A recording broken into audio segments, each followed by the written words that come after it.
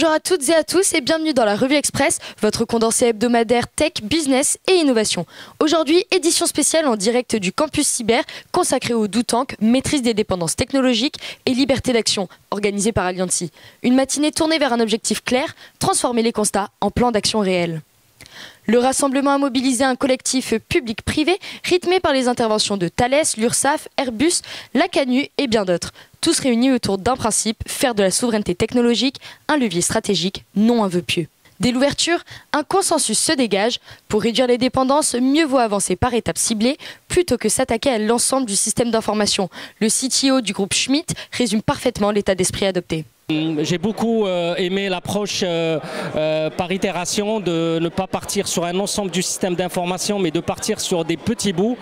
Le volet juridique renforce cette dynamique. Le droit n'est plus un frein, c'est un accélérateur de maturité. En tant que juriste, il y a plusieurs choses qui ont résonné, notamment l'appel d'offres de la CANU qui a été réexpliqué et qui faisait écho aussi aux critères de souveraineté de la Commission.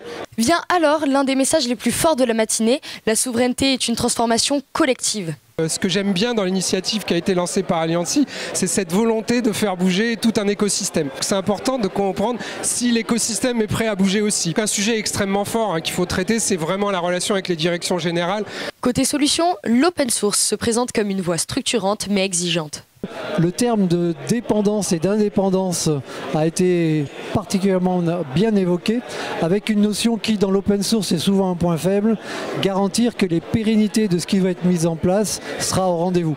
Enfin, une conclusion économique s'impose. Pour Dorothée De Cropp, directrice générale d'Exatrust, ces démarches ne sont pas uniquement défensives. Dans les choses utiles qu'il est toujours bon de rappeler, c'est que ce sont des projets ambitieux qui aujourd'hui répondent non seulement à une actualité forte, mais qui répondent également à une logique économique, c'est-à-dire récupérer des financements, récupérer des commandes. Cette matinée se clôt comme une sortie d'atelier. L'objectif n'était pas seulement de partager des travaux, mais d'équiper les organisations pour passer à l'opérationnel.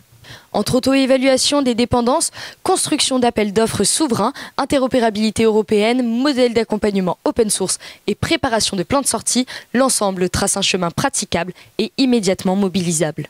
C'était la Revue Express, votre dose hebdo d'actu tech et business. Merci de votre écoute. On se retrouve la semaine prochaine pour un nouveau tour d'horizon de la planète numérique.